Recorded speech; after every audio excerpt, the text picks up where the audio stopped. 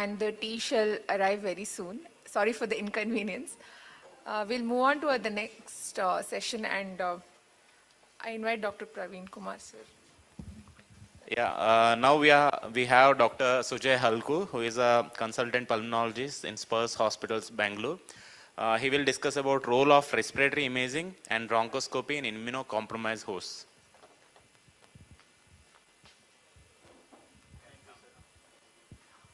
Thank you, sir. Thank you, sir. Okay. No, it wasn't working. 1 second. Let me just get the laser pointer. Do you know how to turn off presenter view?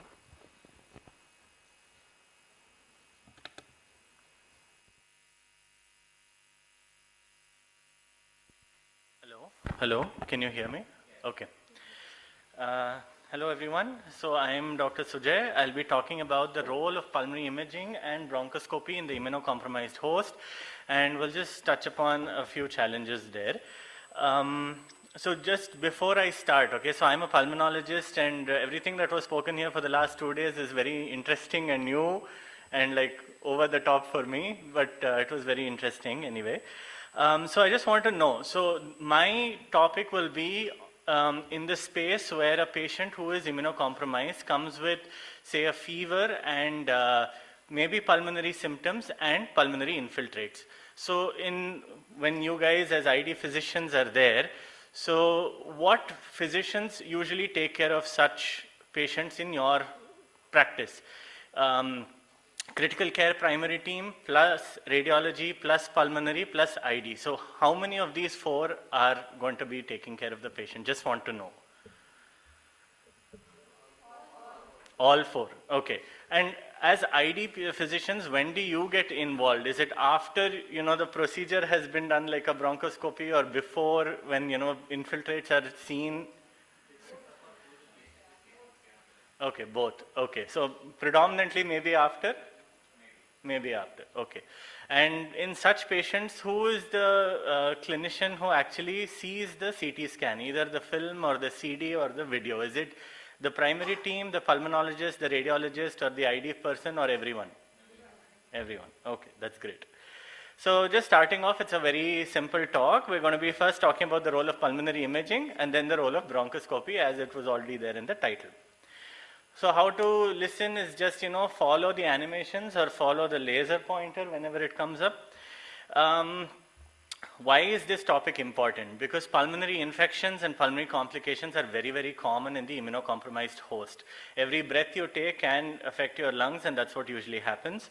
So pulmonary complications are seen in 60% of hematopoietic stem cell transplant patients, high mortality of 30 to 60%, and if they get intubated, you're looking at a really bad situation.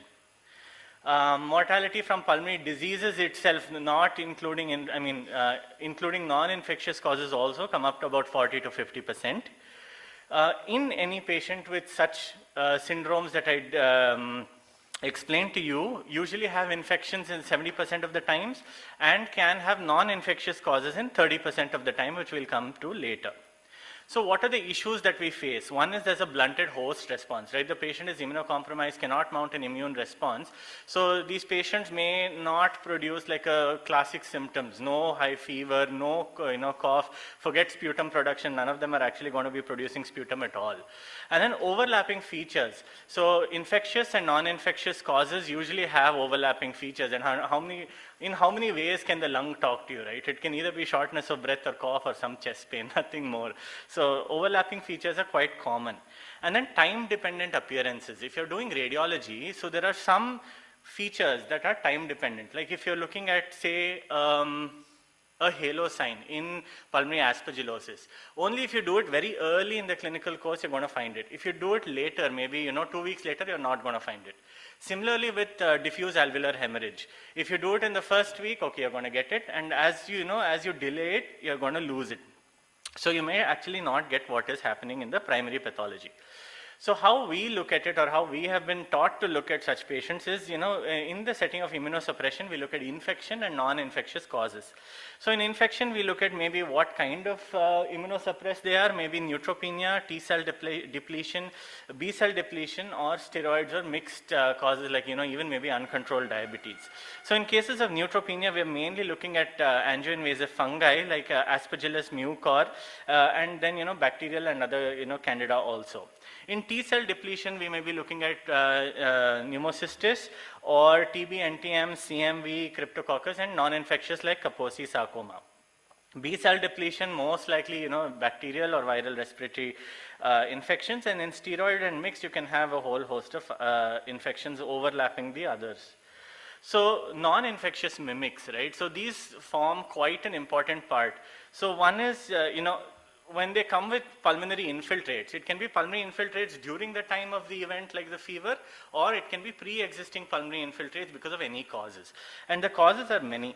So the first and foremost would be drug-induced pneumonitis. So malignancy patients on immune checkpoint inhibitors can cause pneumonitis. Methotrexate, bleomycin, all of these can cause their own pneumonitis, ILDs. A lot of cancer drugs cause ILDs themselves. Then you have non-infectious complications of the immunosuppressed state, like graft versus host disease can have its own infiltrates.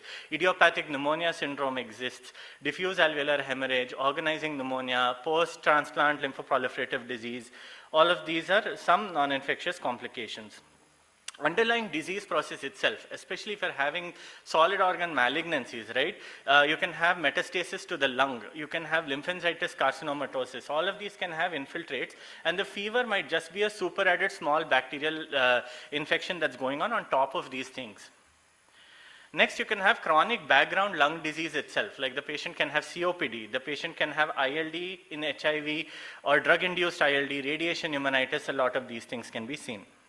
And vascular complications like pulmonary embolism and pulmonary edema are also common.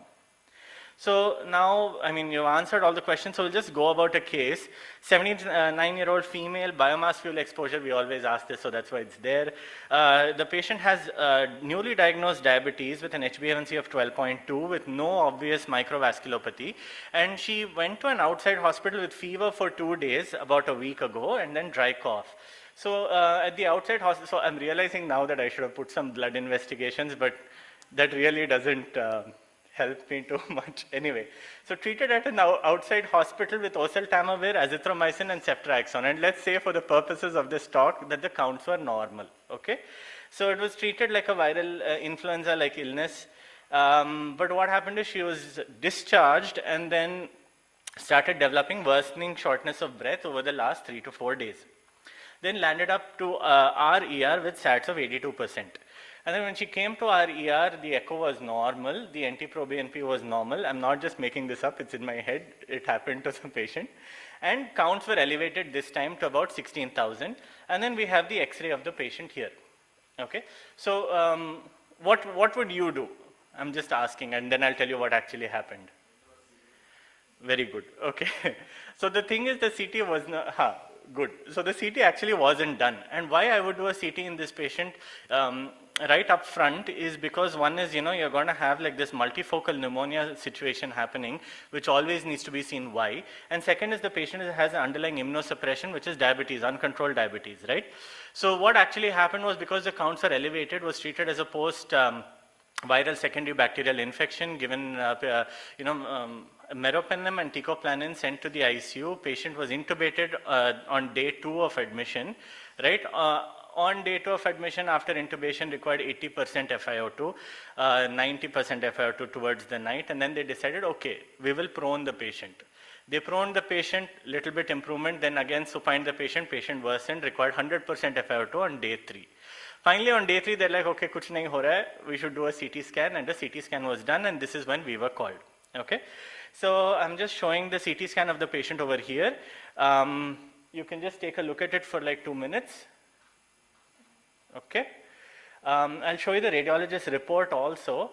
So the radiologist report said this, right? Extensive, large, confluent areas of consolidation, bilateral lungs, predominant in the bilateral upper lobe and bilateral lower lobe, some ground glass opacities, and you can see AI coming in here, right? So differential diagnosis, severe bacterial pneumonia most likely, ARDS primary process, and fungal pneumonia important consideration. So this is the basic report of the radiologist. So now going back, you can see the film again. I've put up very representative pictures. It doesn't look this classical when you scroll on the CT. Now, can you tell me, based on the radiology report, what would you do? Yeah. So you would do a bronchoscopy. So what was done is when the patient was intubated, they had done a endotracheal aspirate culture, and they had done an endotracheal aspirate KOH, and nothing came out of it. And then that is when the CT scan and everything happened. So you guys agree that the patient's report was fine, right? The radiology report was most likely okay. It looks like secondary bacterial pneumonia with ARDS. Now the critical care team is going to do full ARDS management protocol, and then you're going to just hike up the antibiotics because the counts are still at 17, 18,000 and nothing's happening. So you think that, okay, the treatment is happening, but nothing is happening. But yes, we should do a bronchoscopy in this case. So we'll just go through some of the pulmonary signs in radiology, and then we'll come back and visit the image and see if we want to change the way we look at that CT. So,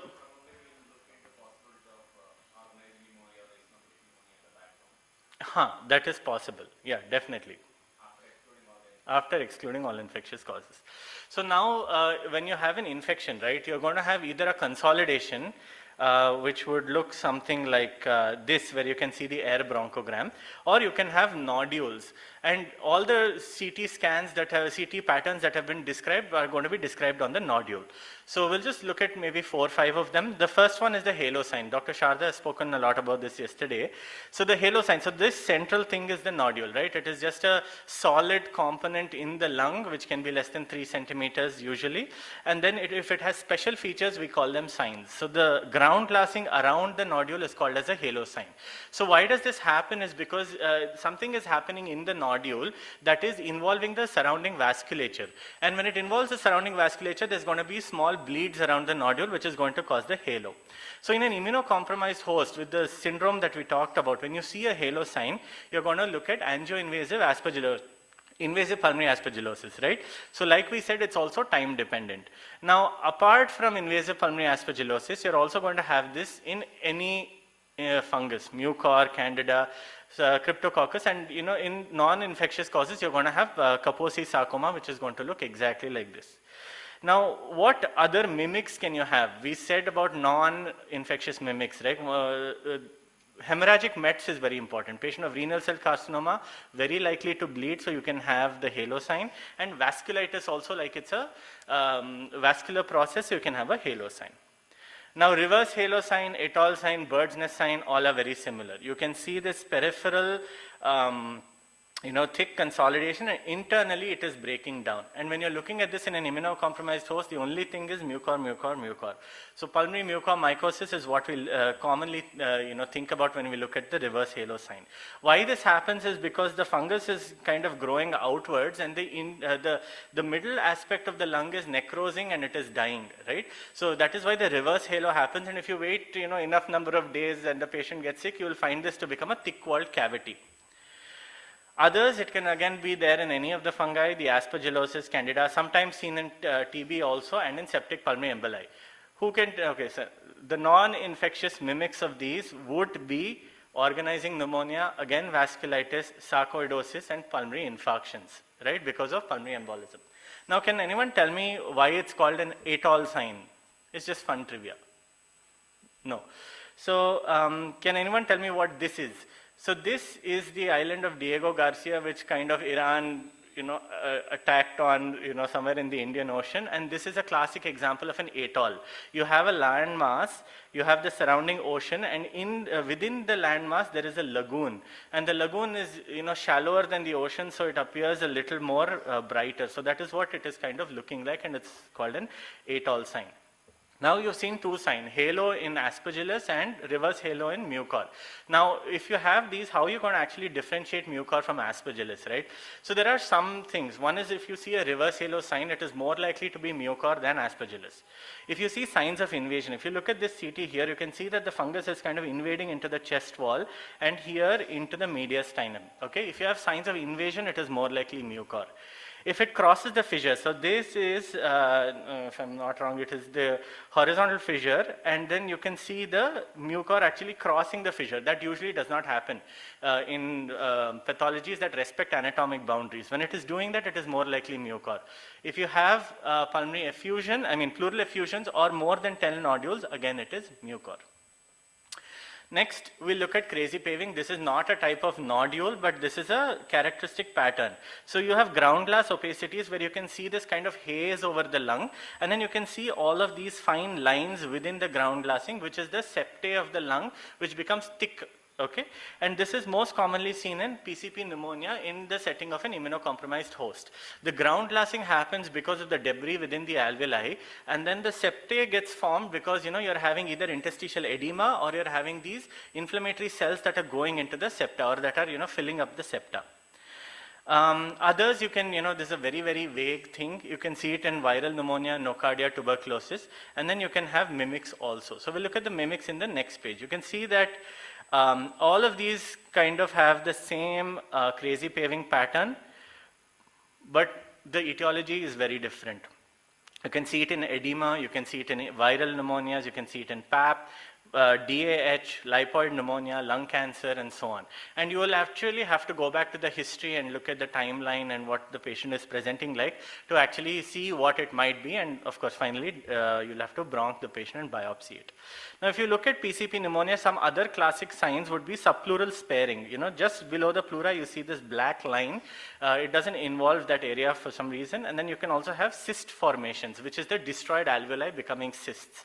So these two are kind of classic for PCP pneumonia along with the crazy paving pattern that we see. And then you can see the tree in bud opacities. Tree in bud is basically like this flower buds at the end of the tree branches, and that is what it's going to look like. You can see these tiny nodules that are V or Y shaped that are there in the center of the lobule. So like Dr. Shahza mentioned earlier, if you saw tree in bud, then it is tuberculosis. That is not the case. Basically, what it's trying to say is that your alveoli, your small airways are filled up with something. It can either be mucus, it can be, inflammatory exudate, it can be, some of the organisms itself. So any infection that spreads through the airways can present in a tree in bud fashion. Right? So TB is one of the most common ones. The others you can have viral pneumonia and even aspiration, okay? Or you have airway invasive aspergillosis. Sometimes, you'll have bronchiectasis, and around that you'll have central lobular nodules because the bronchiectasis area is getting infected or the mucus plugging is happening. So again, mimics, you can have non-infectious processes like just inflammation of the small airways or even tumor microemboli sometimes. The main important thing to see what is happening is again history and some of the patterns. If you look at the dependent, if it's in the dependent areas, then it can be aspiration. If it's in the upper lobes, you can think of TB. And if it's diffuse and uniform, you'll think of tumor emboli and non-infectious bronchiolitis. Probably, I think, one of the last ones. Feeding vessel sign. So feeding vessel sign, again, this is a nodule sign. You see that there's a nodule, and the special sign is that you can see this vessel that is going to the nodule. So this means that there is some hematogenous spread happening, which is why the nodule is forming. So it is consequent of the vessel that the nodule exists there. And the differentials of this would again be predominantly vascular. So most important would be septic pulmonary emboli because of infective endocarditis. And if you're looking at something like candidemia, if you're thinking of candida pneumonia, then you might have a feeding vessel sign like this because it's predominantly hematogenous seeding. Other mimics would be hematogenous metastasis, pulmonary embolism, vasculitis, and tumor emboli. Okay. Now, so we've spoken about all these parenchymal issues, but of course the lung also has the mediastinum and it also has the pleura. But you need to know that pleural effusions and lymphadenopathy are not very common in infections that are there in the immunocompromised host. If you're looking at pleural effusions and lymphadenopathy, you need to think of different differentials, maybe like TB, Kaposi sarcoma, PTLD, primary effusion lymphoma, and things like histoplasmosis. So that is something to keep in mind. So we looked at all these special patterns within nodules. You need to know what organisms to consider when, right? So you look at if you're having multiple nodules with halos, you can think of Aspergillus. Multiple nodules reverse halo, think of Mucor. If it's miliary nodules, think of TB or disseminated fungi. If you're having peripheral nodules with this feeding vessel sign, and if they're cavitating, then think of septic pulmonary embolism. If you're having, a flame-shaped, or, basically a nodule with a halo and some lymphadenopathy, think about Kaposi sarcoma. And if you have multifocal nodules without any special characteristics of the signs which talked about, but they are CNS lesions, you can think about nocardia and cryptococcus. But at the end of the day, you're only going to get an answer if you do a tissue diagnosis or a BAL. So this is just a summary of the signs we've talked about, and a small algorithm which says that, if you have an immunocompromised host, try and figure out what sort of immunosuppression they have. Then you do a HRCT. An HRCT is good enough. You don't need a contrast CT at all. So do the HRCT, try to make your procedure probabilities as to what organism it can be, and then go ahead with the procedure. Right? Now coming back to the CT, now do you guys see anything different after we have spoken about all the signs and things like that? I mean, yeah, it will take a few more CT scans to actually get there, no problem. But yeah, so there are nodules over here, okay? And some of the nodules are showing this typical halo sign. And what you see here is one of the nodules has cavitated, and here and over here. There is ARDS features below, but another important thing is you can see that this line, right, that is the fissure, the oblique fissure, and you can see that there is some consolidation that is on both sides of the fissure. So there is evidence of invasion, right? So if the radiologist or whoever it is actually looks at it closer, it is very evident that it may not be bacterial and something more serious is brewing inside, like a fungal infection. So we went ahead and did a bronchoscopy and BAL, and then that showed out to have a lot of septate hyphae, and then the culture actually grew Aspergillus fumigatus. We'd started voriconazole, but as you know, we had like a 4-day lag by which time the patient actually expired. So how do we sample these? So we sample these by bronchoscopy. This is the second part of my talk. So why bronchoscopy, right? We need to know that multiple pathogens share similar findings. We can see that immunocompromised hosts, you can have co-infections in as high as 20 to 30%. And like we said, non-infectious processes are there in 30%. So now second case, right? 67-year-old male, uncontrolled diabetes, IHD on double antiplatelets, dual antiplatelets, and renal transplant 1 year prior to presentation on TAC, MMF, and steroids.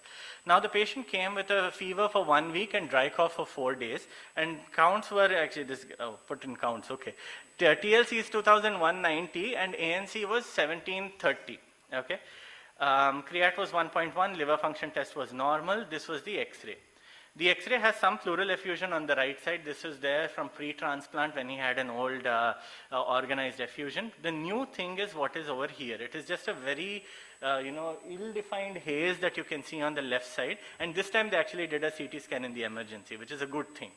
So now, we saw this. This is the same picture I showed before. What is this sign? Anyone? Yeah, it's like an atoll sign or a reverse halo sign, right? So this was, you look at it, you're like Mucor. We've told the, renal physician, the nephrologist that, okay, you start amphotericin B. They started amphotericin B, and then we did a bronchoscopy. The problem is we did a BAL. We could not do a biopsy because the patient was on double antiplatelets, and the chance of bleeding is very, very high in such cases. So when we did a BAL, this is what we usually send for in an immunosuppressed. Culture no growth, KOH smear had pseudo-hyphae, AFB smear gene expert was negative, BAL galactomannan is 3.6, fungal culture is growing, Candida albicans, and multiplex PCR is showing Candida krusei with no viruses, bacteria, or any other mycobacteria or something like that. So now we are like, no, this is not what it is. We had asked them to stop antiplatelets. We'll do a repeat biopsy and see what it is by the time, after 5 days. And we're like, continue amphotericin. By then what happens, of course, they're giving amphotericin and the creat goes up 1.6, 1.7. The nephrologist is sweating. They're like, you've done a BAL, you're only seeing Candida. We'll change it to Anidula fungin or whatever, Mica fungin or whatever it is. I mean, not a very good idea, right? So that is the problem that we usually have. When you don't, so we don't have an infectious ID on site. So when you don't have ID on site, it becomes difficult to kind of convince the other people that, okay, no, you need to wait. So now in such cases, how does bronchoscopy actually help in immunosuppressed patients, right? This was a systematic review of 23 studies with 3,400 BALs. This excluded ICU patients and mechanically ventilated patients. You see that the pooled average yield is 51.1%. I'll put up more studies with more yields, but about 50% of the time you get a diagnosis with just a BAL. Okay, and then the treatment was modified in 44%. Now treatment modification is what? You can either change, the antimicrobials, either escalate, de-escalate, addition of antifungals, or give treatment for some non-infectious process. If you find organizing pneumonia or something like that, you can give steroids. So we see that when you do a bronchoscopy, sometimes you don't change the antimicrobial, but it really gives you evidence to start steroids basically. So we see that, in non-hematologic malignancies, the yield is better. If the patient is symptomatic, the yield is better. If they have consolidations, ground glass or tree in bud, the yield is better as compared to just some nodules or reticulations, and because a nodule needs a biopsy. And if the patient is neutropenic, the yield is better. So what procedure options we have? Bronchoscopically, when it is just lung infiltrates, we can do either a BAL and we can do a biopsy. Otherwise, you can do a CT-guided biopsy if it is peripheral, or you can do a surgical lung biopsy. Now, the BAL is just putting in a little bit of saline, taking it out. It's like getting a deep sputum sample, basically. And TBLB is you take a biopsy from the site, so you can see the histology. So which procedure will we do? So in this study with 104 patients with 128 final diagnoses, including infectious, non-infectious, important to note is this group, even after everything, surgical lung biopsy, empirical treatment, 18% had no diagnosis. So 1 in 5 you may not even know what's happening. And in this cohort, 80% were already on antibiotics, 40% on antifungals, 30% on antivirals before the bronchoscopy. Now they did a bronchoscopy and you see that the overall yield is 56%, which is very, very good. And despite them being on so many antimicrobials, you see that the infectious output is 81% versus, and non-infectious is 56%. The yield of BAL is 38 and TB biopsy itself is 38, but when you combine, it's 70. So whenever you have the chance, if there are no contraindications, in most patients you do a BAL and a biopsy, unless you're very highly suspecting PCP when BAL is very good. Then you have another study where they see that the combined yield is much better than just the BAL in HIV, hematologic malignancies, and in renal transplant. Here the BAL yields are very low because this study was done in 94 and not all patients got a CT before the procedure. Now, when do you actually have to do the bronchoscopy, right? So if you look at this retrospective study, the 60% of them underwent an early BAL, that is within 4 days of presentation, and the others underwent after 5 days of presentation. You see that the overall diagnostic yield is similar. In half the patients you get a yield, but if you do the bronchoscopy early, you get a yield of about 73% versus a 30% yield if you do it more beyond 4 days. And if you do it within 24 hours, you get a yield of almost 75%. And the longer you delay, the yield just keeps dropping. Okay. Then in this study, you see that the BAL-guided antibiotic changes actually happened in half the patients in both groups. And if the BAL or the bronchoscopy yields to a treatment change, then there is a mortality benefit. If you've done a bronchoscopy and you've changed the treatment, the 6% died versus 18% in whom you do a late bronchoscopy and then you do a treatment change. So again, more evidence for doing the bronchoscopy early. Again, if you look at a different study, you see that the mortality was 29% for antibiotic change less than 7 days because of bronchoscopy versus 71% with the antibiotic change more than 7 days after the presentation. Now, we can just do it in everyone, right? Like, why don't we? Because there are complications. You can see that transient hypoxia may happen in 3 to 65% of the patients.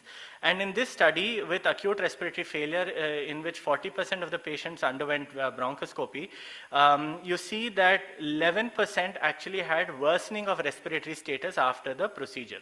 So, if they're on oxygen, they go on NIV, HFNC, and so on. And the hospital mortality is also higher. So the ICU mortality was 40% in the bronch patients versus 28 in the non-bronch, and 49% of hospital mortality in the bronch versus 41 in the non-bronch. The thing is that, the rates of intubation were much higher in the bronch group, and the mechanical ventilation and ICU stay are also higher in the bronch group. You'll have to kind of tease this out, because bronchoscopy is usually done in very sick patients, first of all, because you keep waiting, right? So that is wrong. So that is something to keep in mind, but it is also important to note that the respiratory failure worsening. In another study, the respiratory status worsening and getting intubated was almost 33%.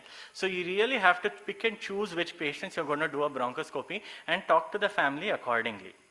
Right? So this patient, like I said, there was a delay, and by the time we did the bronchoscopy, the patient was on double pressors and the patient was on 100% FiO2, which makes it a really big problem for us because it's going to be a high risk bronchoscopy. And whenever you pull it, open the cath mount to insert your bronchoscope, you're going to have PEEP loss for ARDS, and then that's going to cause de-recruitment and worsening, right? So really always think about it and do your bronchs early. Two more complications that we really think about when we do bronchoscopy is bleeding, mostly in the cases of TBLB, which is less than 3% in the general population, but with immunosuppressed patients, it's like 4 to 15%. And the chances of severe bleeding is almost in half the patients on double antiplatelet therapy, which is why we held back in the previous patients, right? But you can see that the BAL is safe in platelets of less than 20,000, even though the TBLB is not advised in thrombocytopenic patients. The other one is pneumothorax. This happens only mostly when you take a bite during a biopsy, and the rate can be as high as 24% in mechanically ventilated patients. And just doing a lung ultrasound, you can figure it out after the procedure. Right? So the strategies to mitigate complications, this has been laid down by the the Indian Bronchoscopy Society, the guidelines. You can see that, we need a platelet of more than 20,000 for BAL. This is to be safe, but you can do it in lesser also. But TBLB guidelines are more strict with 50,000. Keep the INR less than 1.5. Stop the DOACs within for 48 hours. Avoid TBLB in mechanical ventilated patients. And in those with respiratory failure, we can think about doing a bronchoscopy on NIV or on HFNC, right? So we have conduits to allow us to give NIV while doing bronchoscopy, and HFNC you can still do nasal bronchoscopy. Now you've done all of this, but say, your patient got intubated, right? So now this will be the last slide, I think. Yeah. So should you do a mini BAL or a BAL in a patient who's been intubated? So studies have shown that the sensitivity and specificity of Manipal is very, very good for bacterial and fungal isolates also, and this table has actually been taken from a study specifically on immunosuppressed with pneumonia. But even in such patients, if you have the capacity to do a bronchoscopy, you should. Why? Because Manipal is a blinded sample. If it is a localized pathology like a consolidation, you can do a more guided sampling and get better results. And also things like galactomannan, I think the studies are done more on the BAL studies rather than on the mini BAL. So you can be more sure of the results that you get. So I think I'm just going to stop here, and some of the take-home messages I have is that pulmonary complications are common in immunocompromised hosts, and multiple processes can exist together. So you use the CT patterns to help narrow down the differentials and to tell you where to sample from.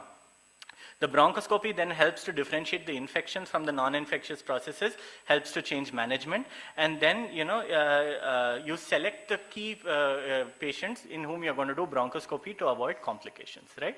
Thank you. If you have any questions, I'd like to take it. Yes, sir. How do you do BAL when somebody is on 100% oxygen? Do you do or not? So if they're on 100%, if they're intubated, yes, sir, we can do it. So we have a...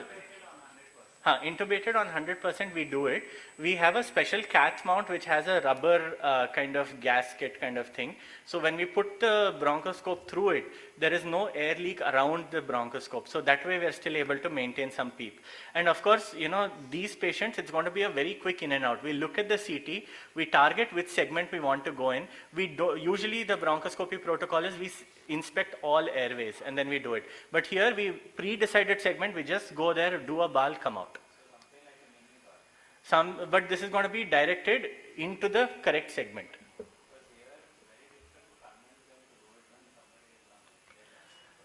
Yeah, I mean, it depends again on the risk-taking appetite of the pulmonologist. But if you think that it is going to help the patient, definitely you have to do it, sir.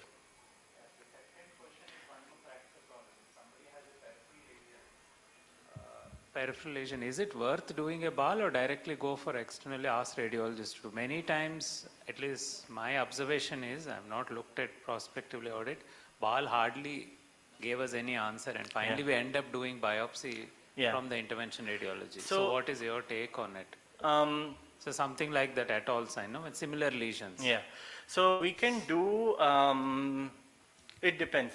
If it is peripheral, if it is touching the pleura, we can go ahead with a CT guided biopsy which will give you 90% diagnosis. And till date, no bronchoscopic procedure has given yield as good as a CT guided biopsy.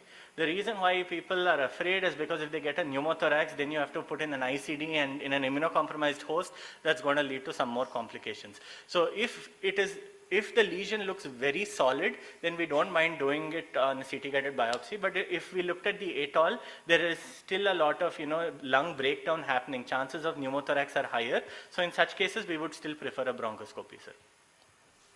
Yeah. Any other questions? Yeah.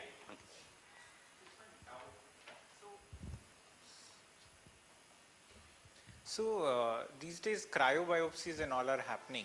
So do you utilize this for infective workups or you just do the traditional?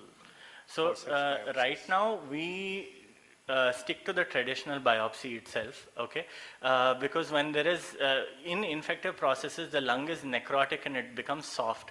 So doing the cryobiopsies can increase the risk of pneumothorax to a large extent. So we do biopsies, but we do them under fluoroscopy, so we're getting it from the right area. But the cryobiopsies we still reserve for non-infectious processes like ILDs and things like that. Just one thing, sir, so on 100% FiO2, it's difficult in the corporate setup because once you use the bronchoscope, you're going to charge the patient for it. But, if it's possible, you can just insert the scope. If nothing is happening to the patient, you do the procedure. But you insert the scope, patient is desaturated, you don't have to finish the procedure. You can come out. But it is definitely worth a try. Yeah. So in this patient, ARDS, it's not always bacterial, right? So she had IPA with ARDS. So it would have really helped her to do early procedures. Amazing. Thank you. Okay, thank you. Yeah. Now I invite Dr. Aishwarya. She is an ID consultant in Aster Hospitals, Bangalore. She will be discussing fungal infections post liver transplant, diagnosis and management.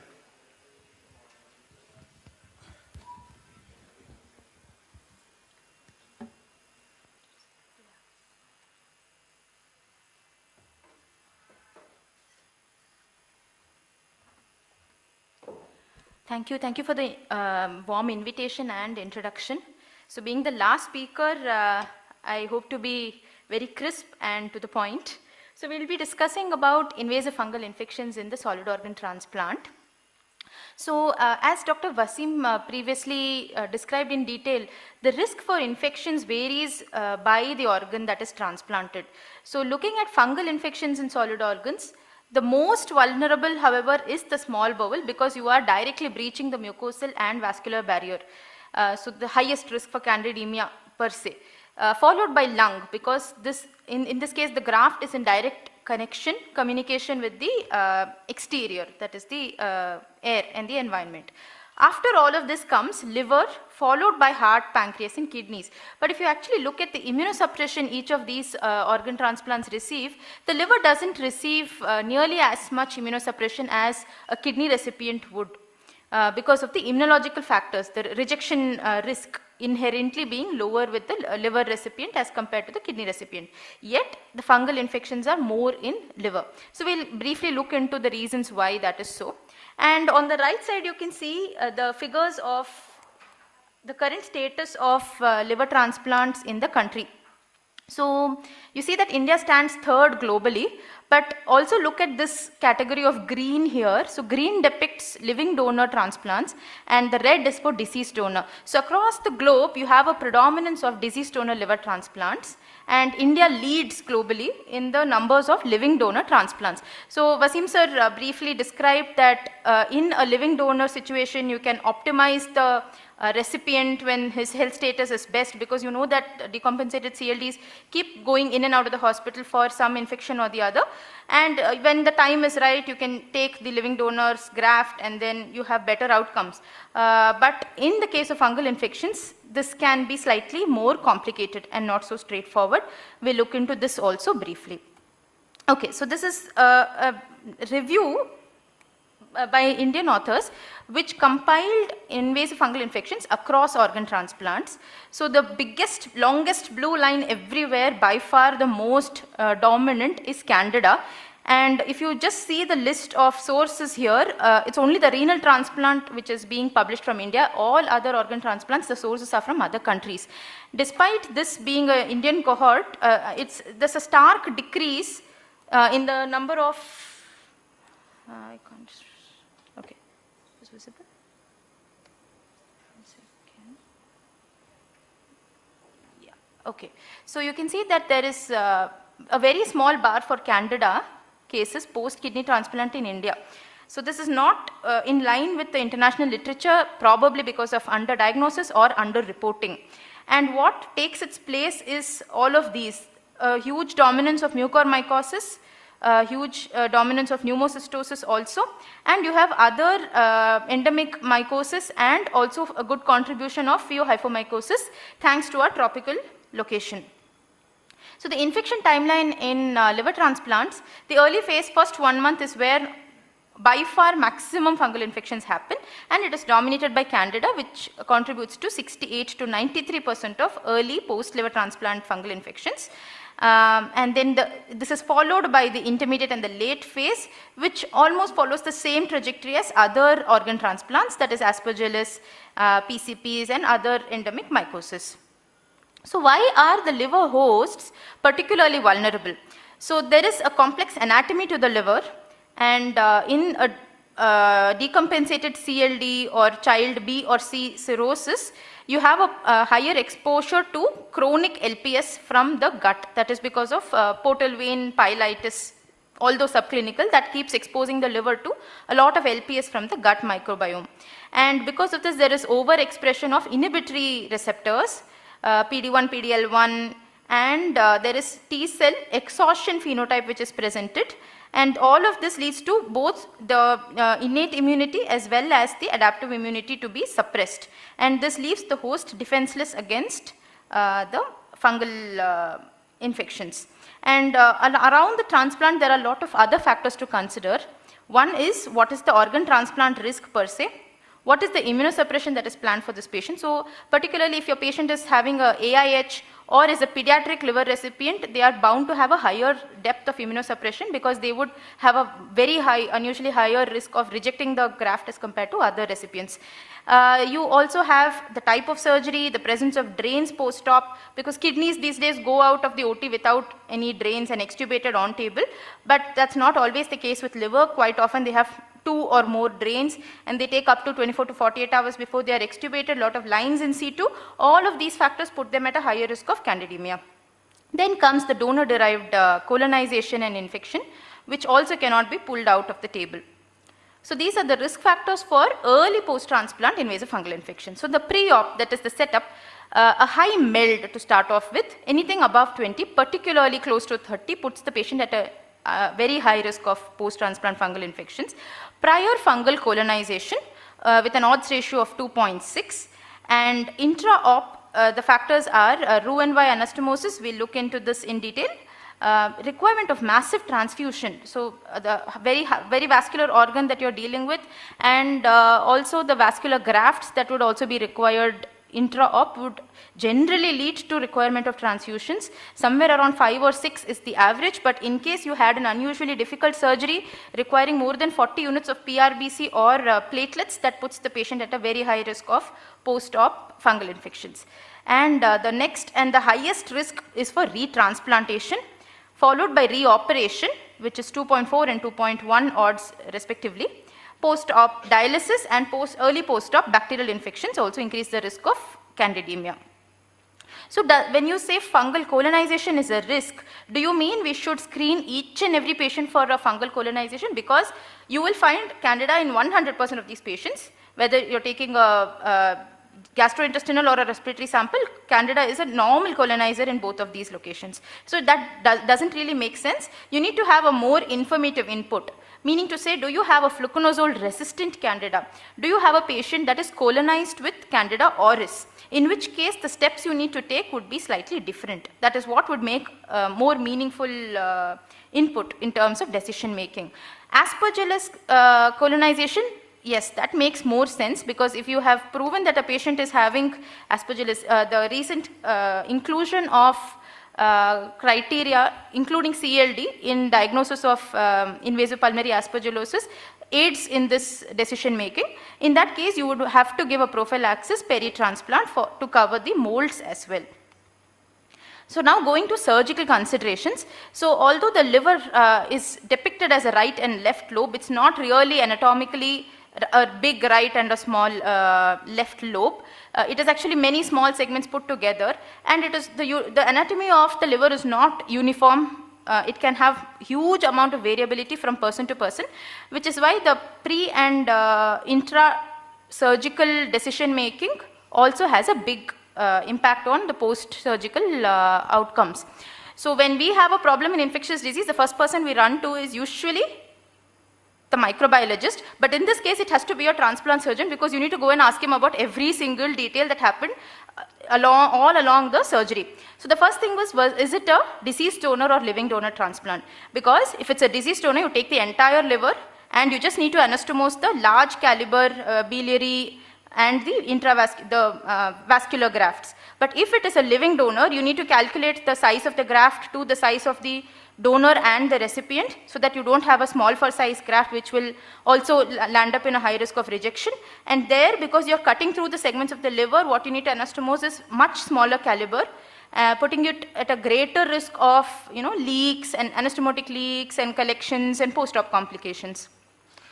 In pediatric liver transplants, whether it is living donor or deceased donor, you almost always have to go for a split liver, where you cannot take the entire liver, you can, or in even recipients with a very small abdominal girth, we could not even close the abdominal wall completely, you will have to let go of some amount of the liver parenchyma, also putting you at a risk of having a ooze from the cut surface of the liver. All of these directly will impact the early post-transplant outcomes. Then we come to the Roux-en-Y anastomosis. So in conditions where they are not able to have a direct end-to-end biliary anastomosis, what they do is a loop of the jejunum, and you do a choledocho jejunostomy, and that is what is the Roux-en-Y technique that was earlier done for the gastric bypass. So again, this is directly making your liver come in communication with the gut flora. Hugely increases the risk of post-transplant candidemia. We don't have enough data to comment upon how robotic would influence post-transplant outcomes, because robotic liver transplants are just beginning to come up, but it is expected to decrease the rates of candidemia post-transplant. Yeah. So, and anastomotic breach and bile leaks and bilomas, around 25% of them yield candida on culture. So that is a very important determining factor in early post-transplant period. So intra-op events, another thing, we spoke about the massive transfusion. One other thing that's important is the prolonged exposure. So if your surgery time is beyond 11 hours, and if you are having multiple grafts, so for example, if it's a combined simultaneous liver, kidney, liver, pancreas, all of these, even kidney and pancreas for that matter, puts the risk of candidemia much higher than a single organ. So in fact, the risk is 5 times higher when you're having a multi-organ transplant. because the immunosuppression will also be proportionately higher. So usually you make the risk stratification according to the organ which has the higher risk of fungal infections. So also the liver transplant and the kidney. So most decompensated CLDs, by the time they reach transplant, could have episodes of sepsis, could have a component of HRS, causing some kidney injury which may not have fully recovered at the time of transplant, yet they are not entitled to a combined liver kidney transplant. So you have some patients hanging in there in between, expecting the kidney function to improve. So any pre-liver transplant creatinine that's more than 2 or early post-transplant hemodialysis are also big risk factors for candidemia because of the concept of uremic immunoparalysis. And also dosing antifungals in these patients can get tricky because if they are put on CRRT post-transplant, you are not really sure how much the hydrophilic fluconazole stays within the bloodstream and how much is getting cleared out. Okay, so this is the graph which shows the odds of different risk factors. Here you can see the highest is for retransplant, reoperation, prior fungal colonization or candidemia in the CLD pre-liver transplant, early post-transplant bacterial infections, post-transplant dialysis, and living donor because of the surgical complexities. Okay. So the locus of infection, so like in usual candida infections, you classify this into candidemia, which is the bloodstream, or intra-abdominal candidiasis. Although this is not the neutropenic setting, this is a non-neutropenic setting where usually the intra-abdominal is due to bile leaks or anastomotic leaks or indwelling drains which allow candida infections intra-abdominally, or if the patient is taken up for a redo procedure. And this is generally not very severe. The patient could have some fever, otherwise hemodynamically stable, some abdominal pain, persisting drain output. So the symptoms can be more subtle in these cases. The incidence is also slightly lower. It's around 40% of all candidiasis post-liver transplant, and the mortality is also notably lower given that your surgeon is proactive to go in and remove whatever collection is there, remove unnecessary drains at the earliest. The worst situation is those with candida in the blood, which accounts for approximately 60% of post-liver transplant candidiasis. And the risk factors are similar to the usual candidemia. So if you're having indwelling catheters, if you're having a shock in which you're having a gut ischemia, and all the other risk factors around the transplant that we just read, it will present just like sepsis, and the mortality is also quite high. It's close to 40%. And the catch is that you don't always have cultures positive even in the case of candidemia. The sensitivity is roughly around 50%, so you could miss a bloodstream candida in up to 50% of cases. And so does that mean you're having so much mortality? Can I give prophylaxis to all patients?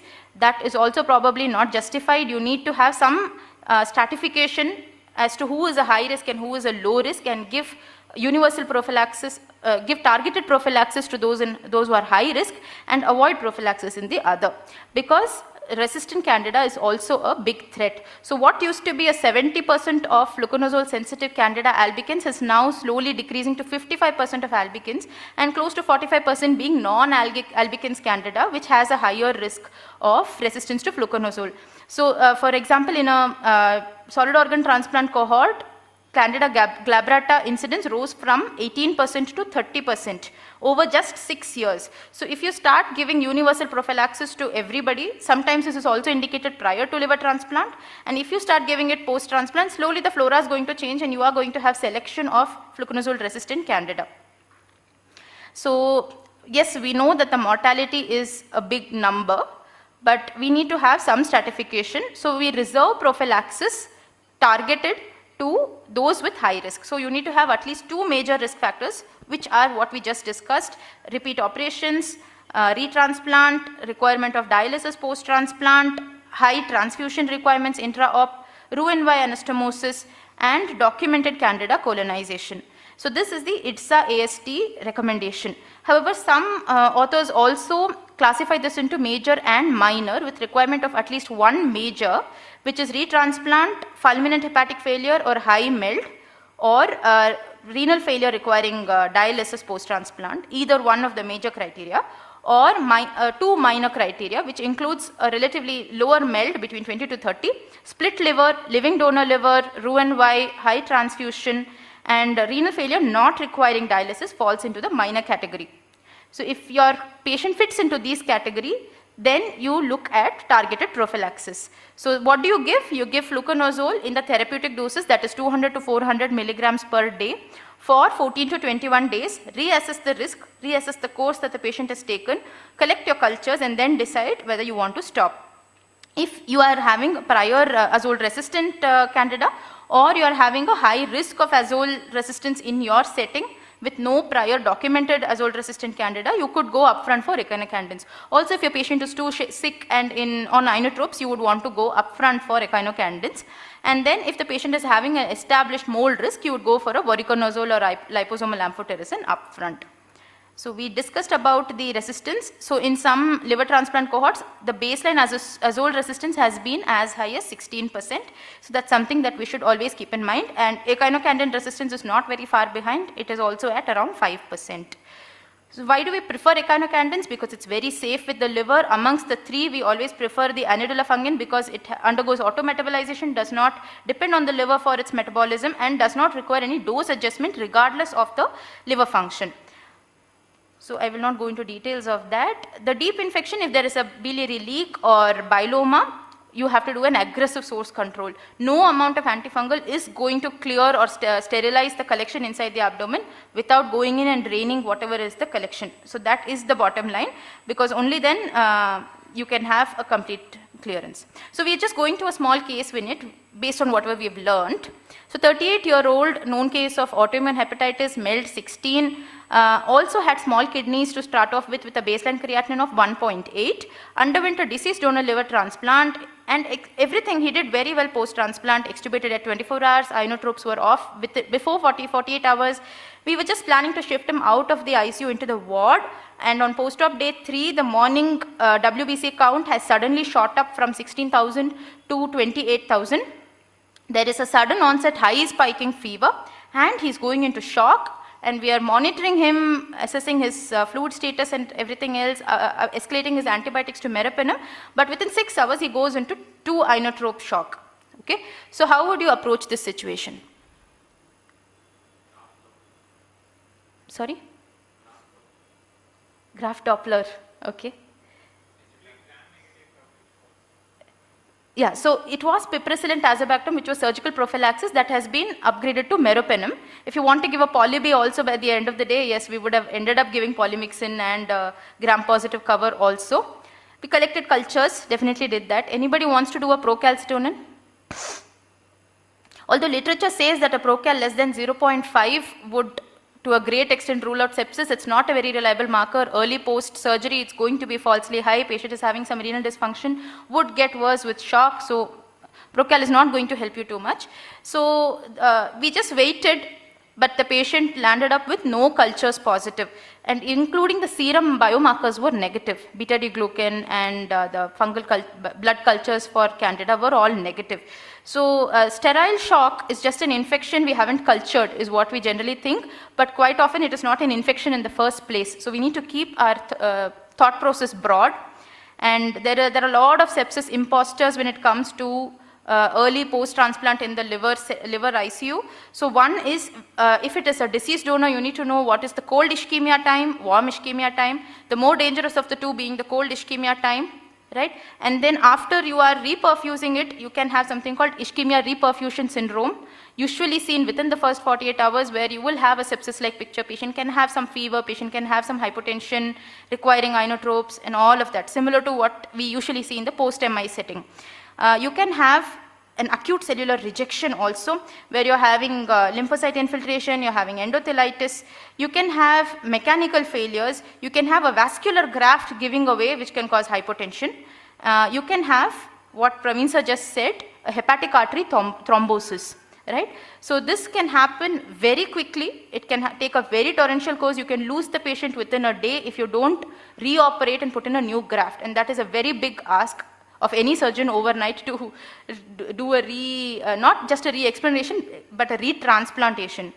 So patient usually goes on a super urgent list and all that, but ends up with a really poor outcome quite often. So yes, like sir rightly said, Doppler ultrasound is a very handy bedside tool.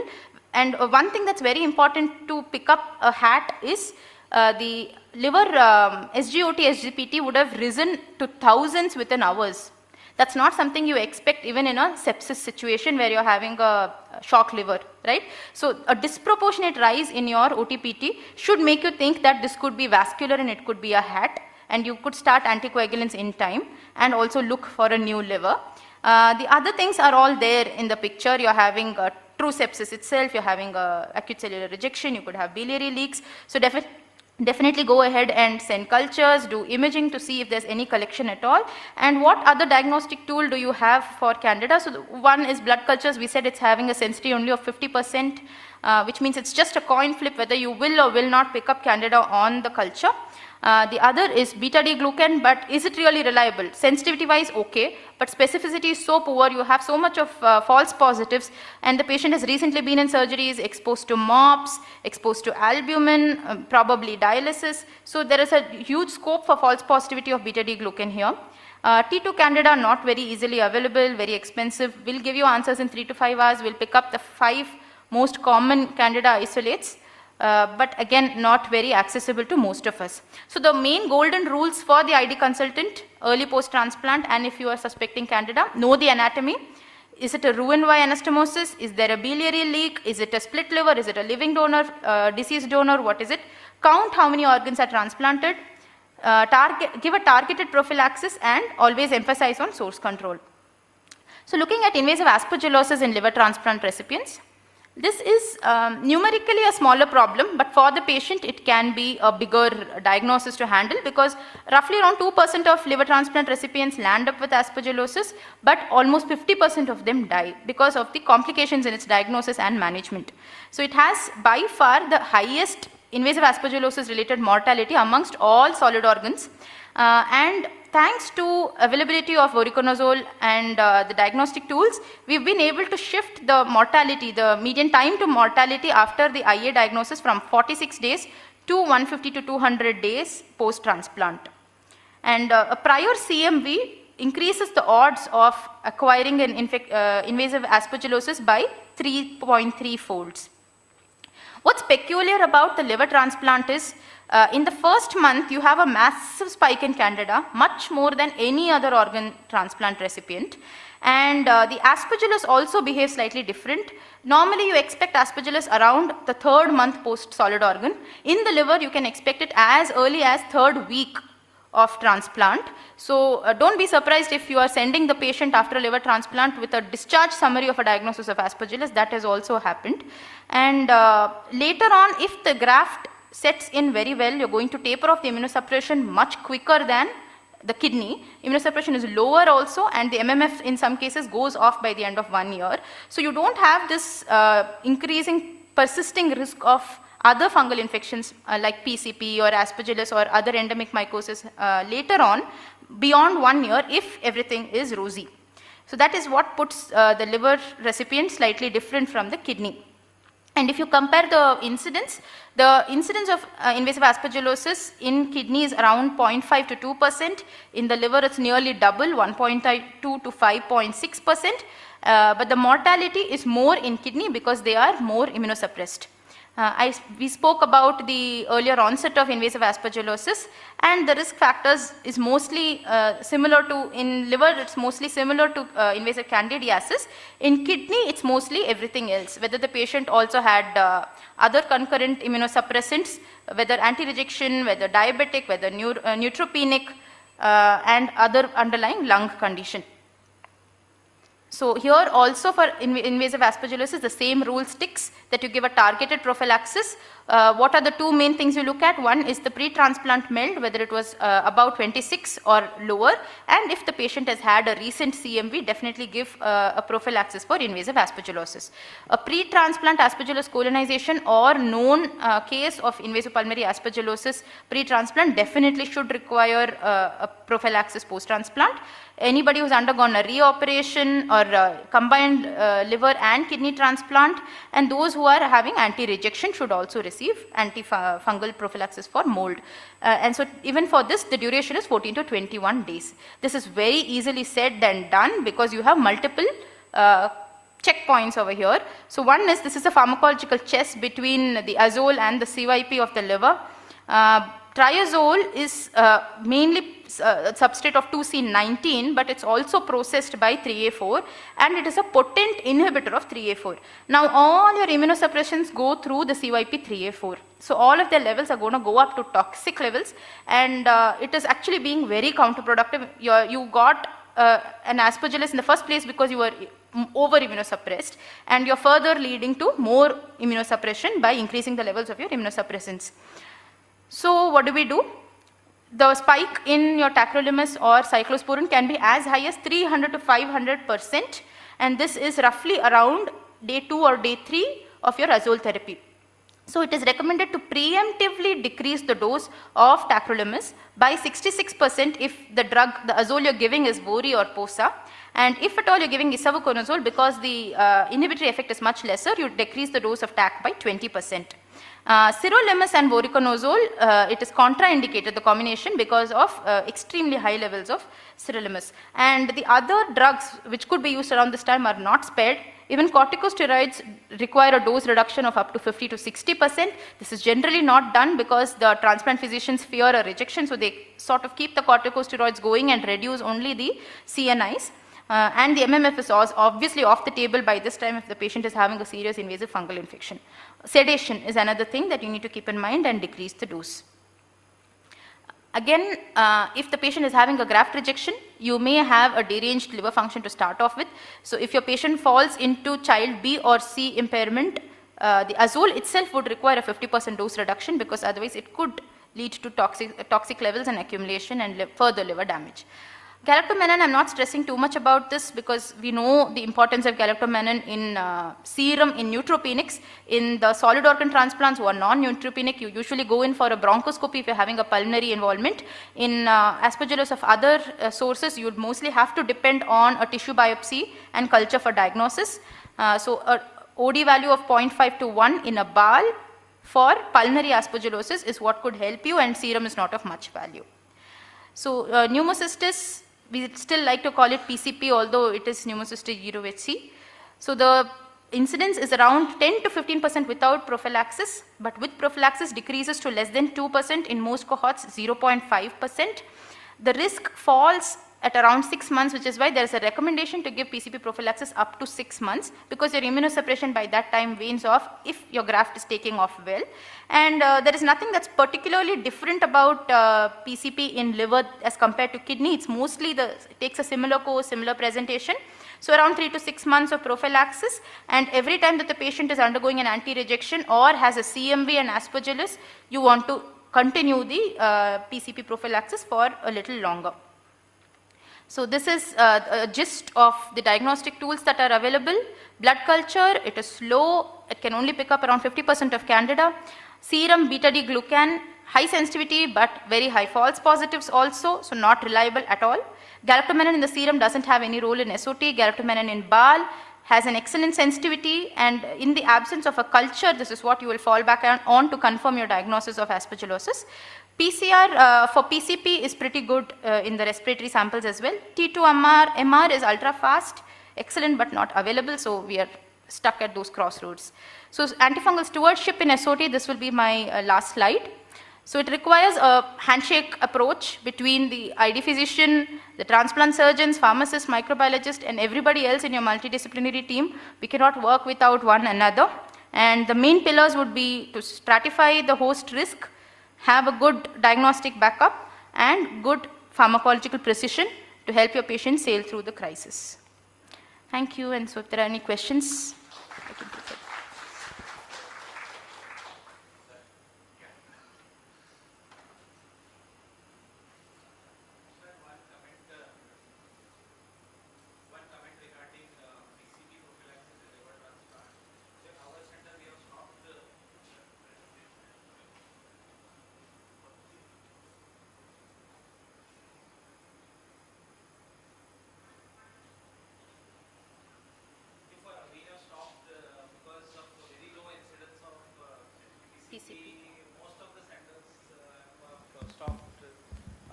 Using PCP prophylaxis in liver transplant for two reasons mainly, that the hepatotoxicity of bacterium is a concern for them as well as the cytopenias, and also because because of low immunosuppression, the low incidence. So since like last 4 years, for so many transplant, we have not had any PCP pneumonia in liver transplant patient in spite of not being on EA. So what is your take on that? Sir, so what we have done is roughly around 3 months of low dose PCP is what we intend, but if there is any episode of a rejection and the graft not able to tolerate, it gets stopped in between. We are not very hard and fast following the PCP policy, and roughly around 3 months is where it is stopped if everything else goes well. So the low dose is single dose or double dose thrice a week. That is almost half of what we used to give before. Started off with kidneys and then translocated to liver transplants also. Are there any further questions? This was excellent presentation, Dr. Aishwarya. Thank you. Thank you, sir. And with this, we will end this session. I would like to now request Dr. Nitin Gupta, Associate Professor, Infectious Diseases, KMC Manipal, to present mementos to the esteemed speakers as a token of gratitude for their presentations. I would like to call Dr. Wasim Khot, ID Consultant, Nanavati Max Hospitals, Mumbai, on stage.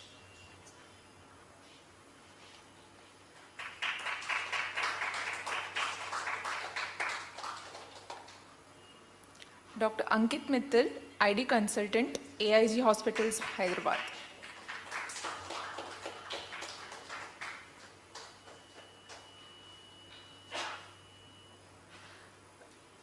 Dr. Sujay Halkur, Consultant Pulmonologist, Sparsh Hospitals, Bangalore.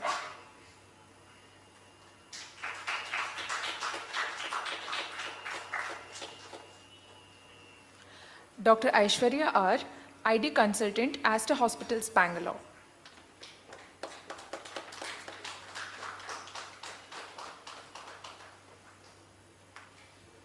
Thank you, sir.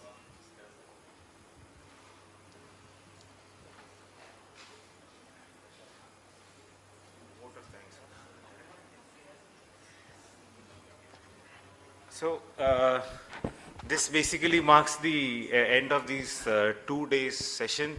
I'd like to thank the audience, both offline and online, for attending this ID update for the last 2 days. I'd like to thank the speakers, a lot of whom have traveled from all across the country, the faculty of Infectious Diseases Department, including me, and most importantly, our department secretary Aishwarya, Dr. Deepti and Dr. Aditi, who helped in the organization of the conference. Thank you so much. There is tea if you want to grab on your way out. Thank you.